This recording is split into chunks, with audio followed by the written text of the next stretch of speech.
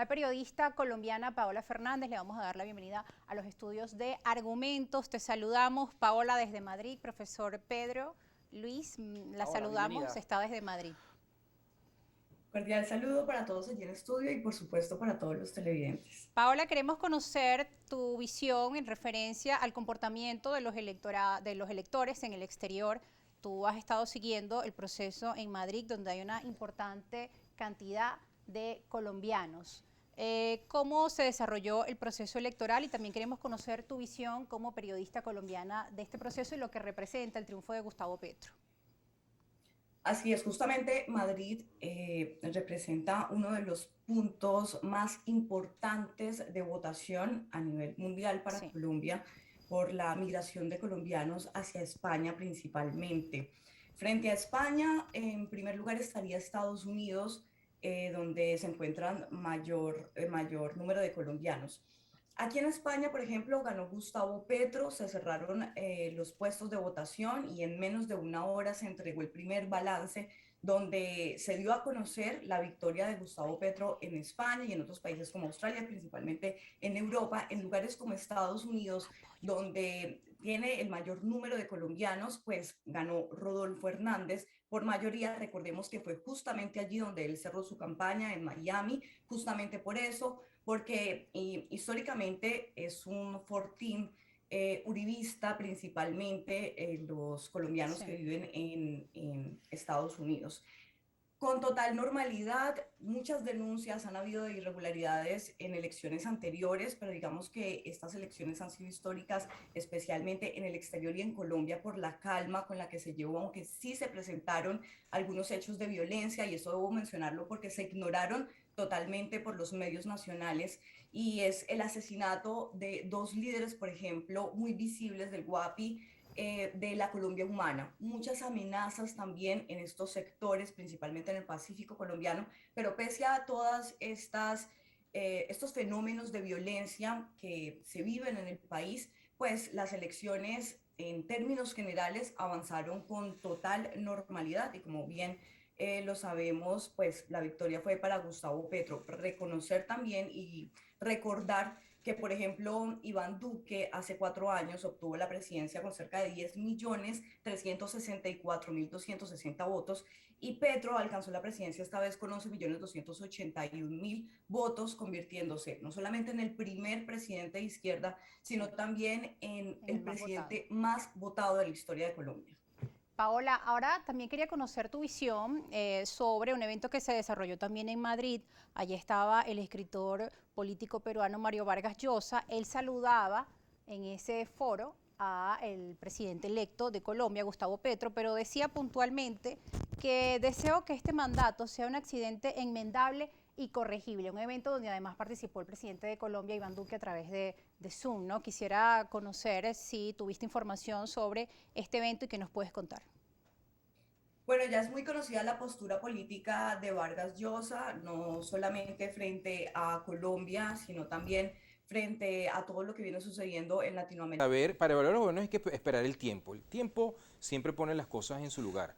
A Duque le tocó una situación muy compleja, le tocó la pandemia, todos los gobiernos que le ha tocado la pandemia en todo el mundo están perdiendo elecciones por las consecuencias que ha tenido. Trump las perdió fue por eso es casi una constante. Lo que está ocurriendo en Brasil también tiene mucho que ver con eso. Además le cayó la crisis migratoria venezolana.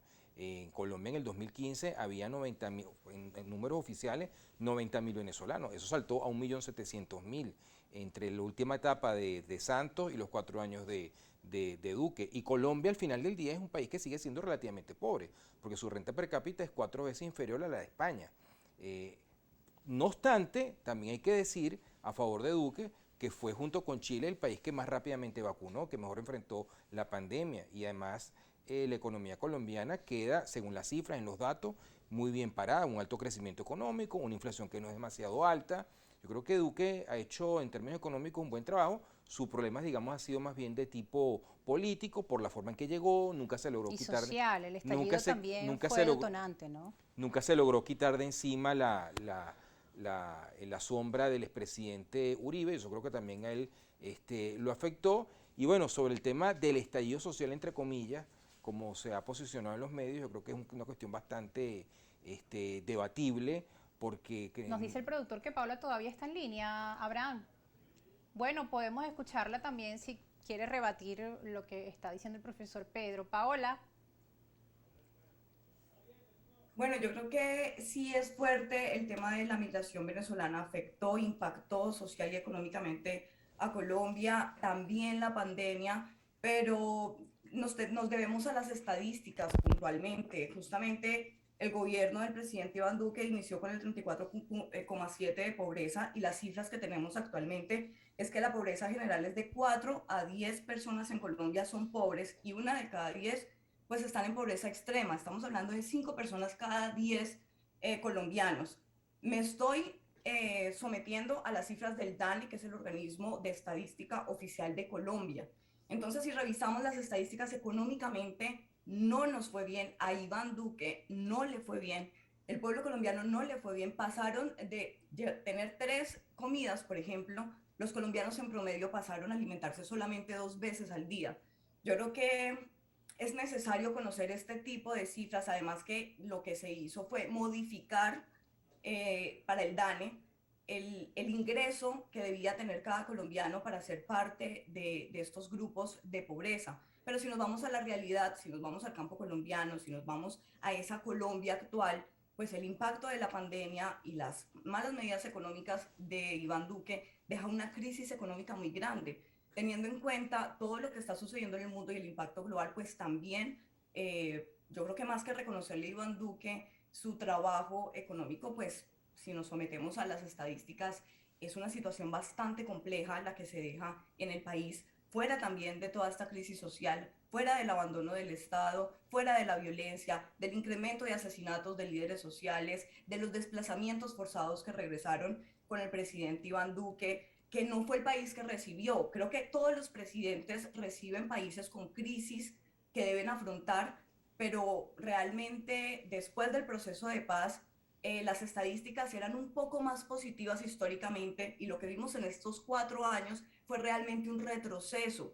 El incumplimiento, por ejemplo, de la sustitución concertada de cultivos de uso ilícito y volver a la sustitución forzada, a la militarización de los territorios, el incremento de las rutas del narcotráfico, el incremento de los cultivos de uso ilícito, el aumento de los grupos al margen de la ley, y estamos hablando no solamente de disidencias de las FARC, sino que también estamos hablando de grupos paramilitares, de bandas criminales, pues no se pueden ver simplemente como una crisis social, se tienen que analizar también como una deficiencia, una negligencia por parte del gobierno para atender estas necesidades del pueblo colombiano. Bien, seguimos escuchando argumentos, Paola.